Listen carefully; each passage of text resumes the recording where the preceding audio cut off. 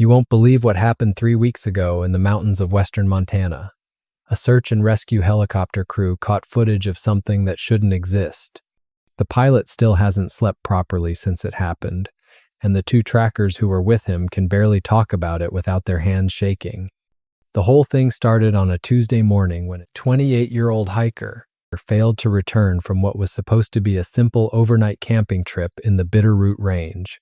His girlfriend had dropped him off at the trailhead on Sunday afternoon, and he was supposed to call her Monday evening when he reached the road on the other side of the mountain. When Tuesday morning came and went with no word, she contacted the local sheriff's office. The missing hiker had experience in the wilderness and was well equipped with proper gear, GPS, and emergency supplies. His planned route followed established trails through a section of forest that rangers knew well. Under normal circumstances, someone with his experience shouldn't have had trouble completing the hike in the allotted time. But the area where he vanished was known for its deep ravine systems and thick forest cover that could easily disorient even experienced outdoorsmen. By Tuesday afternoon, the sheriff had organized a ground search team, but the terrain made it nearly impossible to cover effectively on foot. The forest stretched for miles in every direction, broken up by steep gorges and rocky outcroppings that could hide a person completely. After the ground team spent hours without finding any trace of the missing hiker, the decision was made to bring in helicopter support. The pilot had been flying search and rescue operations for over 15 years and had seen just about everything the mountains could throw at him. He'd pulled injured climbers off cliff faces, located lost hunters in blizzards, and found hikers who had wandered miles off trail. But nothing in his experience had prepared him for what he was about to witness. 2 experienced trackers had volunteered to join the search, both local men who knew the area better than most park rangers. They'd grown up hunting and tracking in these mountains and could read signs in the forest that others would miss completely. The pilot appreciated having them aboard because their knowledge of animal behavior and tracking skills often proved invaluable in locating missing persons. The helicopter lifted off just after noon on Tuesday, beginning a systematic search pattern over the area where the hiker was last known to be. The weather conditions were perfect for an aerial search. Clear skies, good visibility, and minimal wind. From 1,000 feet up, the pilot could see for miles across the forest canopy, looking for any signs of human activity or disturbance in the natural patterns below. For the first hour, they covered the established trail route and the immediate surrounding area. The pilot flew in careful grids, ensuring they didn't miss any section of forest where someone might be stranded or injured. The trackers scanned the ground with binoculars, looking for the bright colors of modern hiking gear that would stand out against the natural browns and greens of the forest floor. They found the hiker's campsite from the previous night relatively quickly. It was situated in a small clearing beside a creek exactly where his planned itinerary indicated it should be. From the air, everything looked normal. A properly set up tent, gear arranged in an orderly fashion, and no obvious signs of distress. But the hiker himself was nowhere to be seen. The pilot circled the campsite several times while the trackers studied the scene below. There was no indication of what direction the hiker might have gone after breaking camp that morning. The dense canopy made it impossible to see any trails or footprints from the helicopter, and the surrounding forest looked undisturbed from above. Moving beyond the campsite, they began searching in expanding circles, focusing on areas where someone might have wandered off the main trail. The trackers directed the pilot toward water sources and natural landmarks that might have attracted the hiker's attention. They checked gorges where someone could have fallen, clearings where an injured person might have tried to signal for help, and ridge lines that offered good visibility. 2 hours into the search, they were flying over a particularly remote section of forest when one of the trackers spotted something moving below.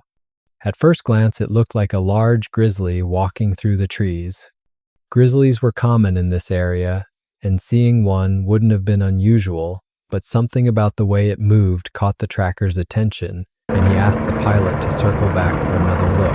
As they came around for a second pass, flying lower this time, all three men in the helicopter saw something that made no sense. The creature moving through the forest below was definitely not a grizzly. It was walking upright on two legs, moving with a purposeful stride through the thick undergrowth. Even from several hundred feet up, they could see that it was massive. Easily 8 or 9 feet tall with a powerfully built frame covered in dark brown fur. But what made their blood run cold was what the creature was carrying. Slung over its right shoulder was what unmistakably appeared to be a human body. The figure was limp and motionless, dressed in what looked like hiking clothes with a backpack still attached. Even from their altitude, the trackers could make out the bright orange color of a jacket that matched the description of what the missing hiker had been wearing.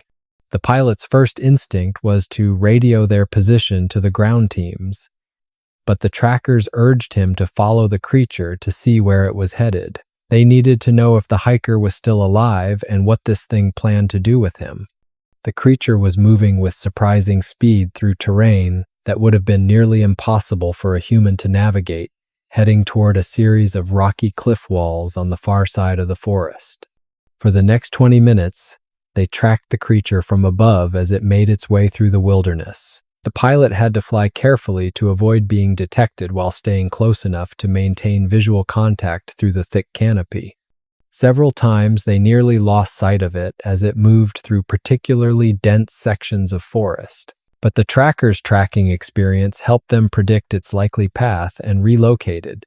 The creature seemed to know exactly where it was going, following what appeared to be a well-traveled route through the forest. It moved with confidence across creeks, over fallen logs, and through areas of thick brush that would have stopped most people completely. The way it carried the body suggested incredible strength. It showed no signs of fatigue or difficulty despite the weight of a full-grown man and the challenging terrain. As they followed, the trackers began noticing other disturbing details through their binoculars. The forest floor along the creature's path showed signs of regular use: broken branches at unusual heights, compressed earth in areas that should have been undisturbed, and what looked like crude trail markers made from arranged stones and sticks. This thing had been using this route regularly. The creature eventually reached its destination at the base of a steep cliff wall. From above, they could see it disappear into what appeared to be a cave system carved into the rocky face. The entrance was partially hidden by overhanging vegetation, making it nearly invisible from ground level. But from their aerial vantage point, they could see that the cave entrance was much larger than it first appeared, easily big enough to accommodate the massive creature. The pilot circled the area several times, trying to get a better sense of the terrain and the cave system. The cliff walls were steep and rocky with very little vegetation except for some hardy shrubs and scattered trees growing in cracks between the stones. There were no established trails leading to this area, and it would have been nearly impossible for ground search teams to reach this location without specialized climbing equipment. After confirming the creature's location, the pilot faced a critical decision. Protocol dictated that he should immediately radio their findings to the ground search coordinators and wait for backup. But the trackers argued that time might be running out for the hiker. If he was still alive, every minute could be crucial. By the time ground teams reached this remote location, it might be too late. The debate in the helicopter was intense, but brief. The pilot was trained to prioritize safety and follow established procedures. Attempting a rescue in an unknown situation with an unidentified creature was not part of any manual he'd ever read. But the trackers pressed their case. They had experience with dangerous wildlife, they were armed, and most importantly, they might be the missing hiker's only chance for survival.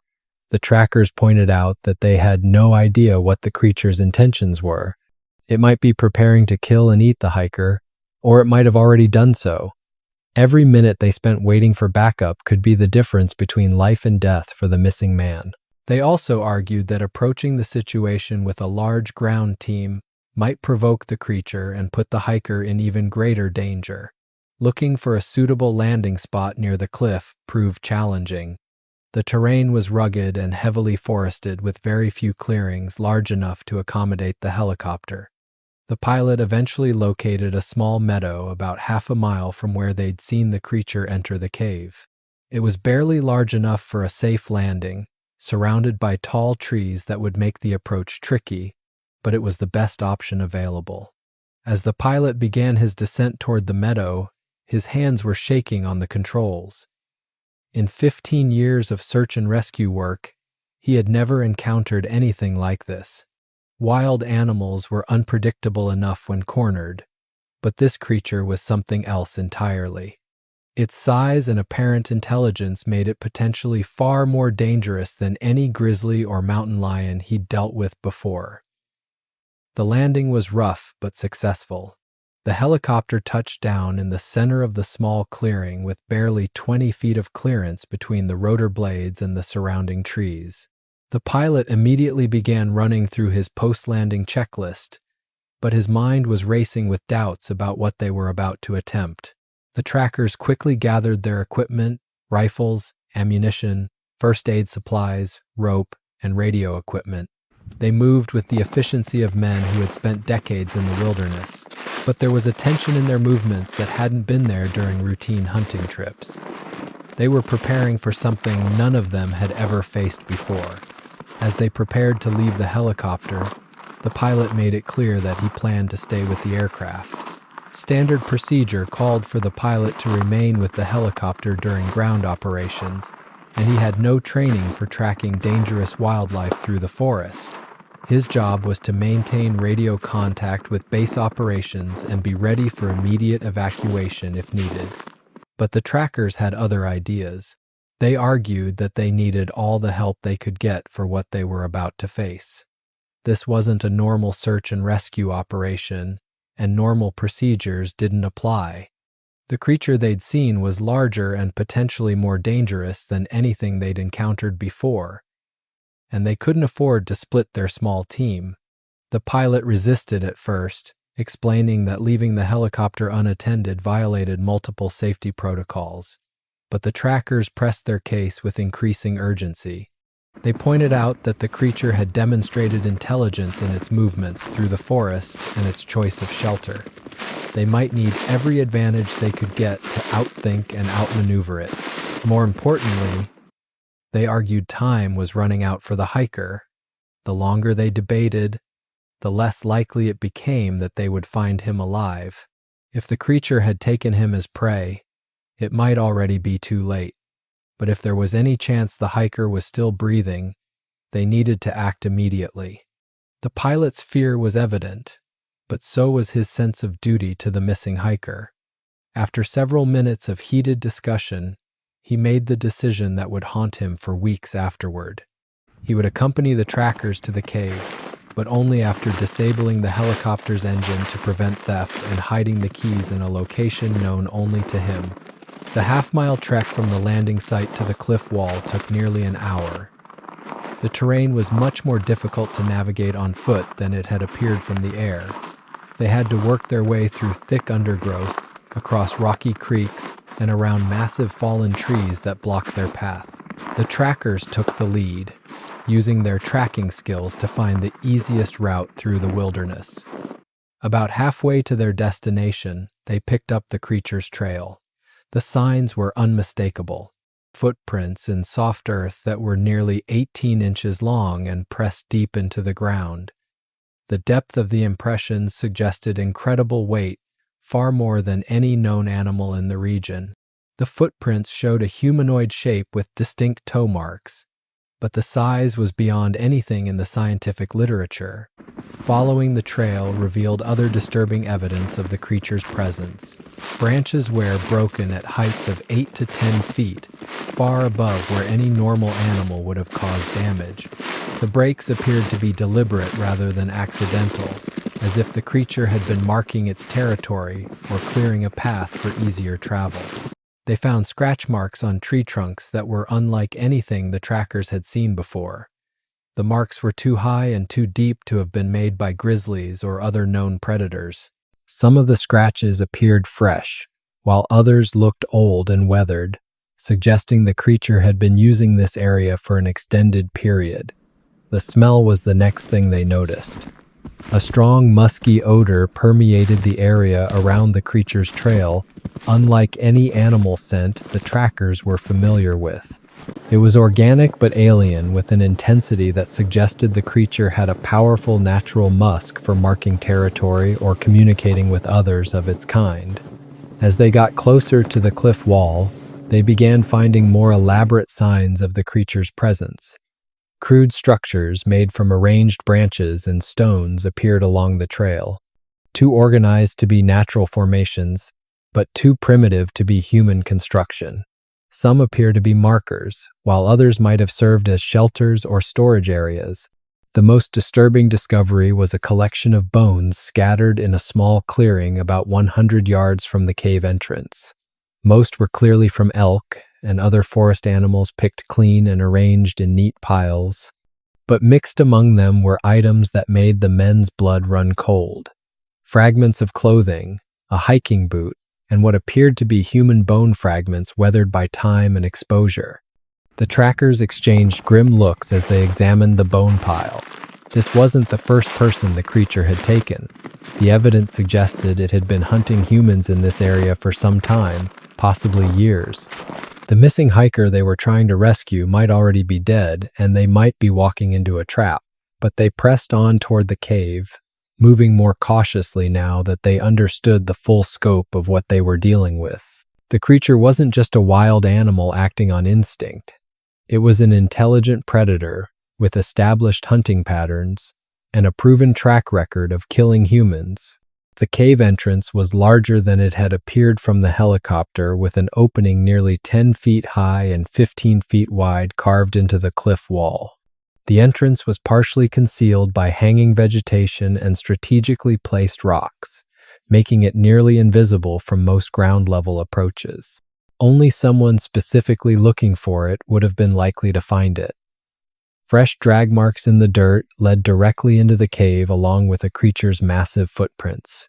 The tracks were so recent that some of the disturbed earth was still settling.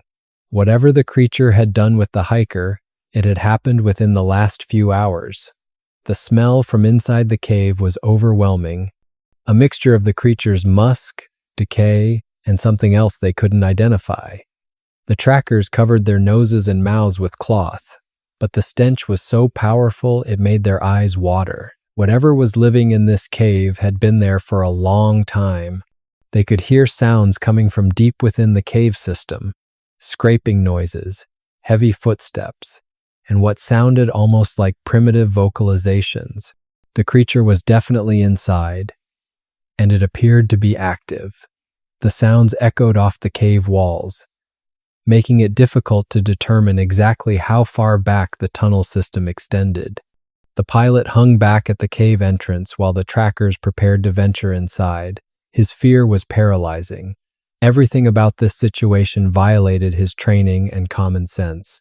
But the trackers reminded him that the missing hiker's life depended on their actions. In the next few minutes, one of the trackers volunteered to scout ahead, while the others maintained their position near the entrance. He moved carefully into the cave, using a small flashlight to illuminate the path ahead. The tunnel sloped downward and curved to the right, disappearing into darkness beyond the range of his light. The scout returned after just a few minutes, his face pale with fear and excitement. He'd found evidence of human presence deeper in the cave: scattered camping equipment, torn clothing, and what looked like a makeshift prison area created by piling rocks to block off a small side chamber. More importantly, he'd heard a human voice calling weakly for help from somewhere deeper in the cave system. The missing hiker was alive, but his voice sounded weak and distressed. There was no time to waste on further planning or waiting for backup. They had to act immediately. The sounds of the creature's movement were getting closer to the cave entrance. It seemed to be aware of their presence and was investigating the disturbance. The trackers could hear its heavy footsteps and guttural breathing echoing through the tunnels. Whatever they were going to do, they had to do it quickly.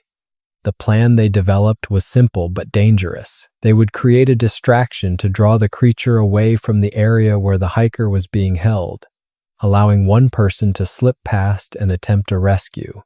It was risky and relied on splitting their already small team, but it was the only option that gave the hiker a chance of survival. The trackers positioned themselves on opposite sides of the cave entrance, using the natural rock formations as cover. The pilot, despite his fear, agreed to help create noise and confusion by using rocks to bang on the cliff walls. The goal was to make the creature think they were a larger group attacking from multiple directions. When they began their distraction, the response from inside the cave was immediate and terrifying. A roar echoed from the depths that was unlike anything any of them had ever heard. Deeper and more powerful than a grizzly, but with an intelligence and fury that was purely human, the creature was angry, and it was coming to investigate.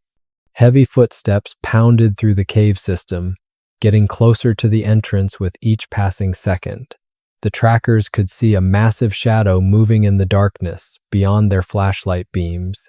When the creature finally appeared at the cave mouth, all three men froze in terror. The creature was even larger than it had appeared from the helicopter. Standing upright, it was easily 9 feet tall with shoulders that were nearly 4 feet wide. Its entire body was covered in thick, dark brown fur, except for its face, hands, and feet, which showed leathery, dark skin underneath. Its arms were disproportionately long, reaching nearly to its knees when it stood erect. But it was the creature's face that was most disturbing. While clearly not human, it showed an intelligence and awareness that was unmistakably humanoid. Its eyes were dark and calculating, studying the three men with what appeared to be tactical assessment rather than simple animal aggression. This thing was thinking, planning, and evaluating the threat they represented.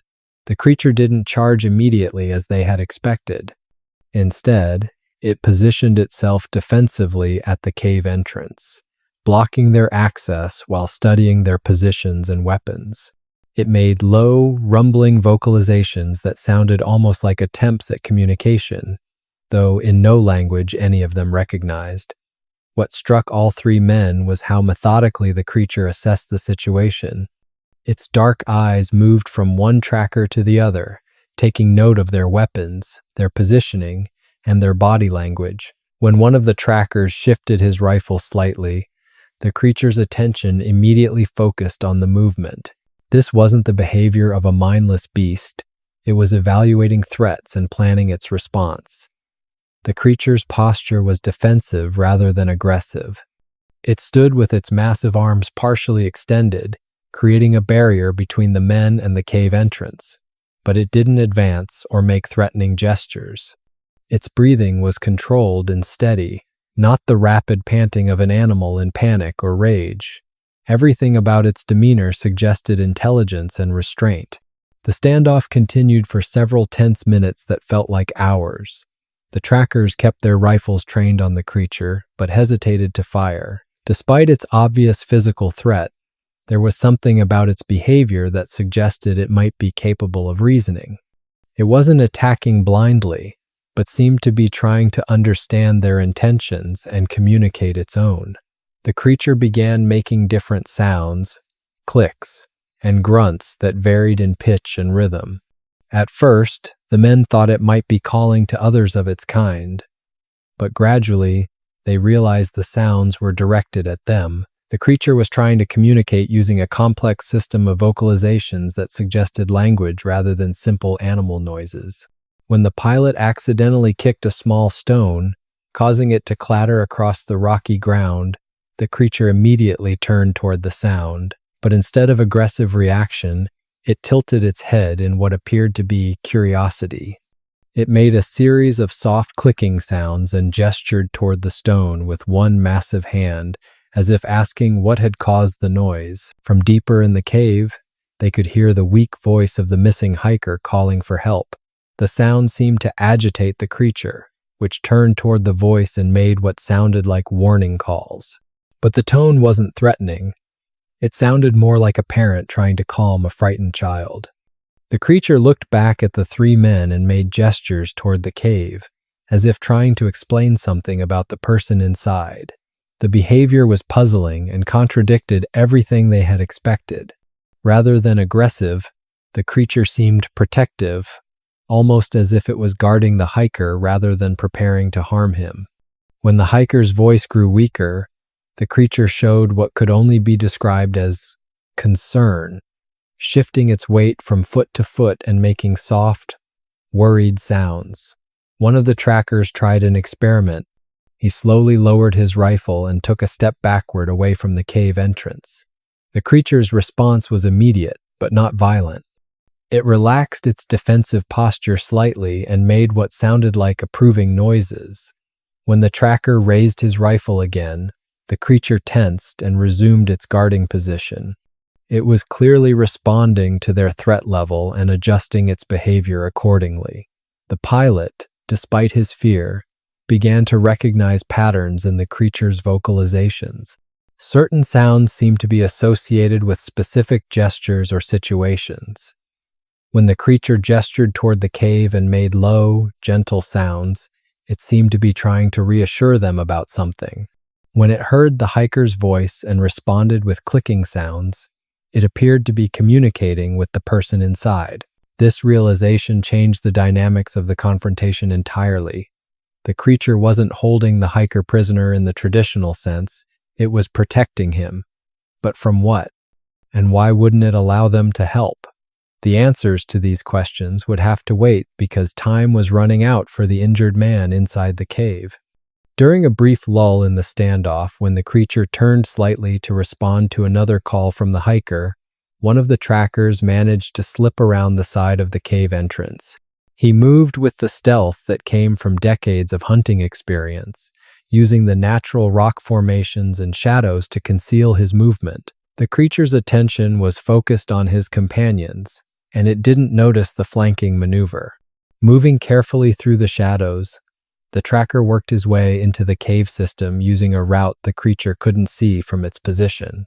The entrance he found was narrow and partially concealed, probably a secondary opening that the creature used for ventilation or as an escape route.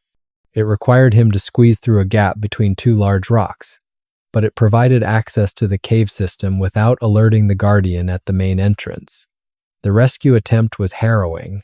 The tracker had to navigate through a maze of tunnels and chambers following the sound of the hiker's voice while trying to avoid detection by the creature. The cave system was much more extensive than they had realized, with multiple levels and branches that could have hidden dozens of people. The secondary entrance led into a narrow passage that sloped downward at a steep angle.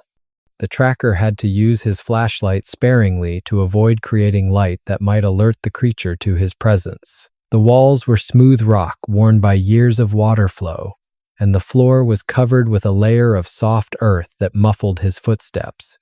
As he moved deeper into the cave system, he began to understand the sophistication of the creature's domain.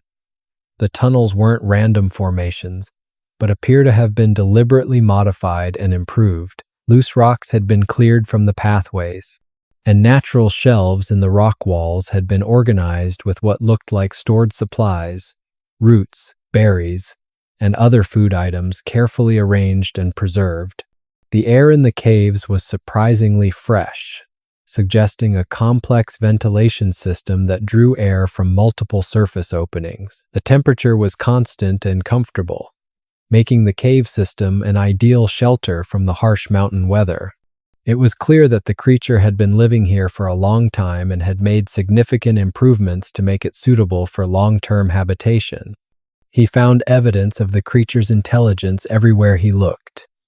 Tool marks on the walls showed where passages had been widened or smoothed. Primitive but effective drainage systems had been carved into the floors to channel water away from living areas. Even more sophisticated was a series of reflecting surfaces made from polished metal objects, probably lost or stolen items from campers that had been positioned to redirect light from the entrance deeper into the cave system. The hunter also discovered that the creature wasn't alone in the caves. Signs of other inhabitants were everywhere: smaller footprints, different sleeping areas, and evidence of a complex social structure. Some of the footprints were much smaller, suggesting young creatures, while others showed variations in size and gait that indicated multiple adults. This wasn't a solitary monster, but a family group with an organized society. Following the sound of the hiker's voice led him through several chambers that had clearly been designated for specific purposes. One area appeared to be used for food preparation with stone tools arranged on flat rock surfaces and evidence of controlled fires. Another chamber contained what looked like sleeping areas with beds made from gathered vegetation and animal furs arranged in neat rows. Most disturbing was a chamber that appeared to be dedicated to human artifacts. Backpacks, clothing, camping equipment, and personal items were carefully arranged and sorted. Some items showed signs of age and weathering, suggesting they had been collected over many years. But rather than being destroyed or scattered, everything was organized and preserved, almost like a museum collection. The hunter finally found the missing hiker in a small chamber that had been partially sealed off with rocks and debris, but not in the way they had originally thought. The barrier wasn't designed to keep the hiker prisoner, but to protect him from the deeper parts of the cave system. It was more like a hospital room than a prison cell, with soft bedding made from gathered materials and easy access to water from a small underground stream. The hiker was conscious but badly injured. Dehydrated despite having access to water with what appeared to be a broken leg and numerous cuts and bruises that showed signs of careful tending. Someone had cleaned and dressed his wounds using primitive but effective techniques and had been providing him with regular food and water to keep him alive. The hiker's story was even more bizarre than what they had witnessed. According to him, he had fallen into a ravine while trying to take a photograph and had injured his leg in the fall.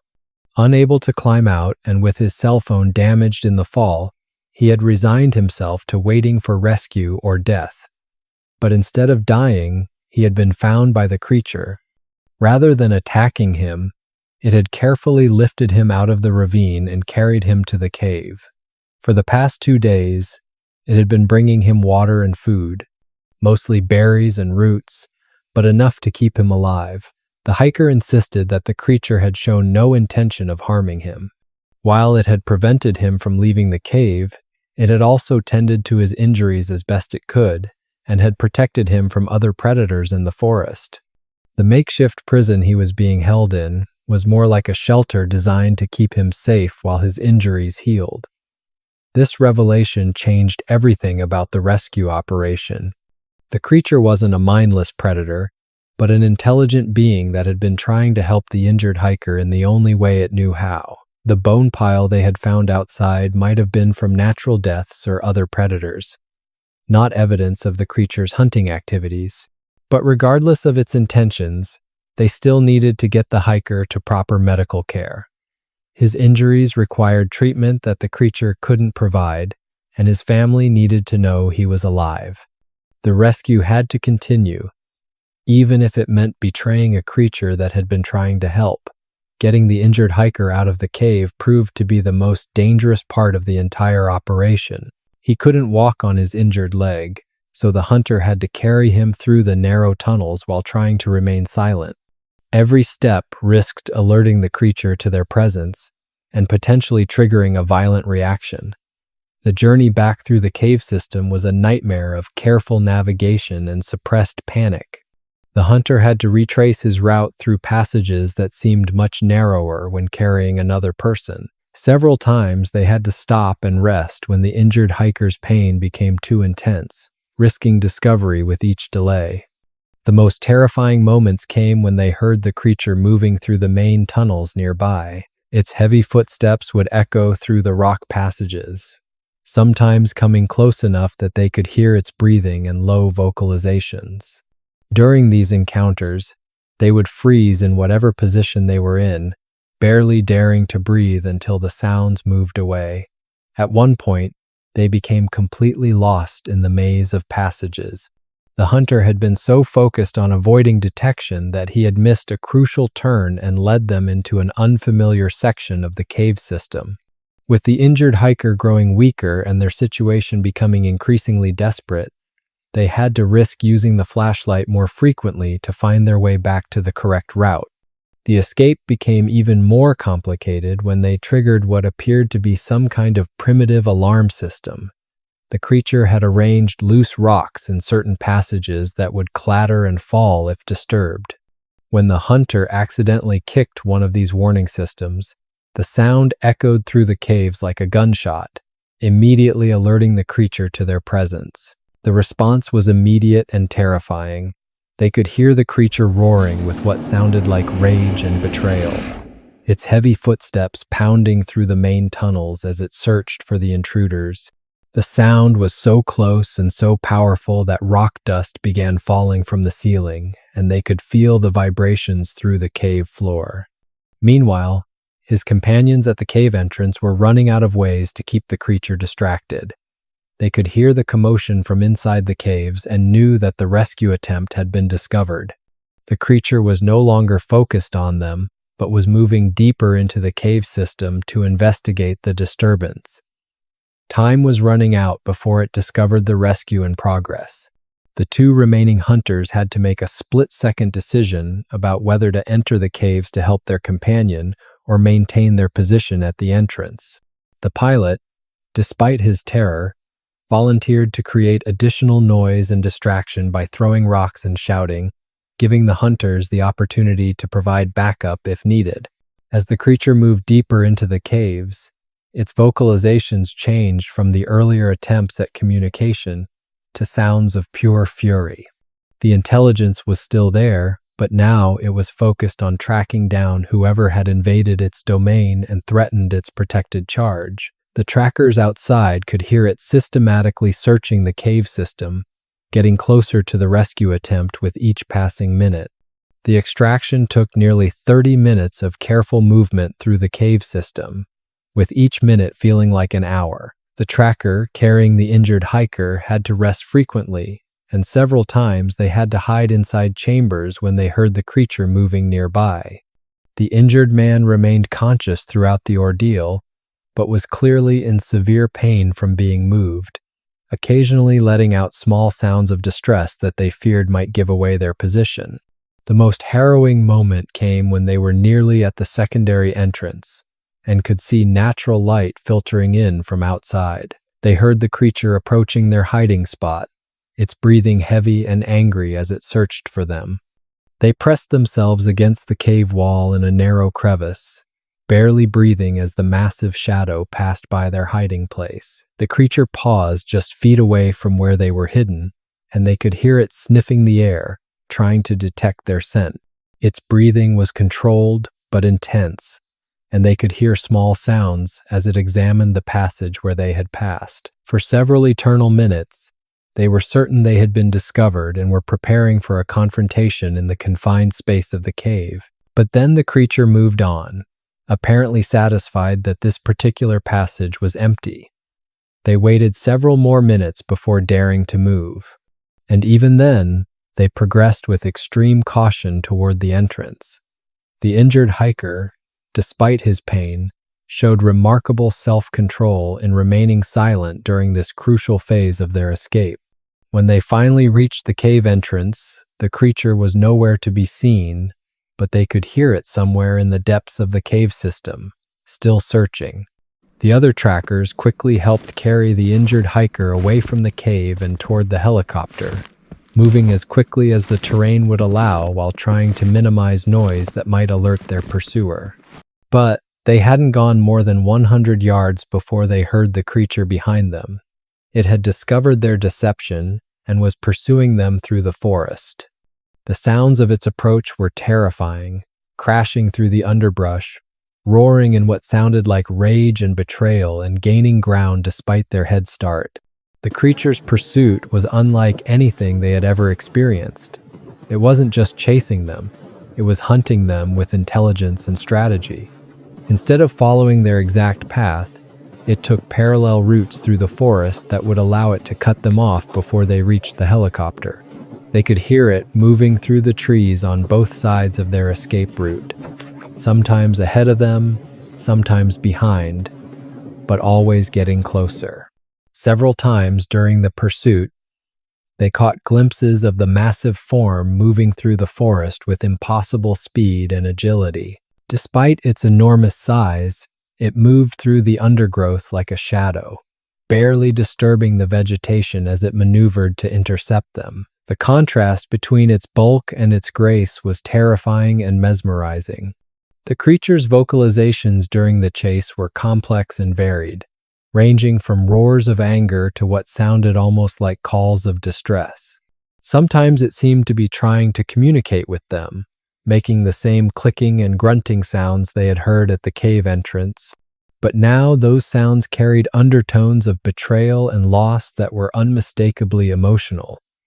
The race back to the helicopter was the longest half-mile any of them had ever experienced, carrying an injured man through difficult terrain while being pursued by an enraged creature pushed all of them beyond their physical limits. The pilot, despite his fear, proved invaluable in helping to clear obstacles and navigate the route back to their landing site. Using his knowledge of the terrain from their earlier aerial survey, they could hear the creature getting closer with each passing minute. It was faster in the forest than they were, unencumbered by an injured person, and far more familiar with the terrain. Its pursuit was relentless, but also seemed calculated. It appeared to be herding them toward the helicopter rather than trying to stop them entirely, as if it wanted them to leave its territory with their rescued companion. The final sprint across the meadow to the helicopter was pure terror mixed with desperate hope. The creature emerged from the tree line just as they reached the aircraft, roaring its fury at their escape. But rather than attacking, it stopped at the edge of the clearing and watched as they loaded the injured hiker into the helicopter. In those final moments before takeoff, all of them got their clearest look at the creature. Standing in full daylight at the edge of the meadow, it was even more impressive and terrifying than they had imagined. Its massive frame was perfectly proportioned with muscle definition visible even through its thick fur. But it was the creature's face that haunted them, showing not just anger but genuine sadness and loss, as if it understood exactly what was happening and why. The creature made no attempt to attack the helicopter or prevent their escape. Instead, it stood watching them with what could only be described as resignation, occasionally making the same vocalizations they had heard earlier, but now with a tone of mourning rather than communication. It was saying goodbye to the injured human it had been protecting, and its grief was unmistakable. The pilot had never started an aircraft so quickly in his life. The engine spun up in record time, and they were airborne within minutes of reaching the helicopter. As they lifted off, all of them looked back at the meadow where the creature still stood, watching their departure with what appeared to be sadness rather than anger. The flight to the nearest hospital took 40 minutes, during which the injured hiker remained conscious and coherent. He continued to insist that the creature had saved his life and had never shown any intention of harming him. Without its intervention, he would have died in the gorge where he had fallen. The medical team at the hospital confirmed that the hiker's injuries, while serious, were not life-threatening. His broken leg would require surgery and weeks of recovery, but he would make a full recovery. More importantly, his vital signs showed that he had been adequately hydrated and nourished during his captivity, supporting his claims about the creature's care. The official report filed with the search and rescue authorities mentioned the successful recovery of the missing hiker, but provided minimal details about the circumstances of his rescue. The three men agreed to keep the full story confidential, partly to protect the creature from potential hunters or researchers, and partly because they knew no one would believe them anyway. But the pilot couldn't stop thinking about what they had witnessed. The intelligence and apparent compassion shown by the creature challenged everything he thought he knew about wildlife.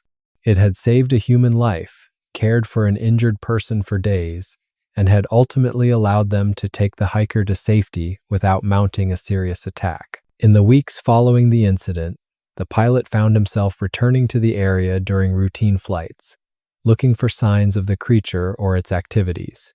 He never saw it again, but he noticed that the cave entrance had been sealed with rocks and debris, as if the creature had abandoned its home after their intrusion. The two trackers also returned to the area several times, but they found no trace of the creature's continued presence.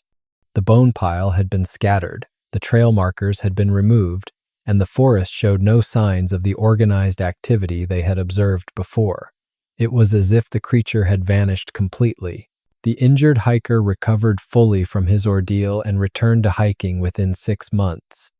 But he never again ventured into the remote areas of the forest where he had encountered the creature. He spoke occasionally about his experience to close friends, always emphasizing the creature's gentle treatment and apparent intelligence. The 3 men who participated in the rescue developed a bond that went beyond their shared experience. They met regularly to discuss what they had witnessed and to debate the implications of the creature's behavior. None of them had ever encountered anything in their previous wilderness experience that prepared them for what they had seen. The pilot eventually retired from search and rescue work, citing the physical and emotional demands of the job. But those who knew him well suspected that his decision was influenced by the knowledge that he might someday encounter something similar again, and he wasn't sure he had the courage to face it. The trackers continued their activities in the forest, but avoided the area around the cliff where they had found the creature.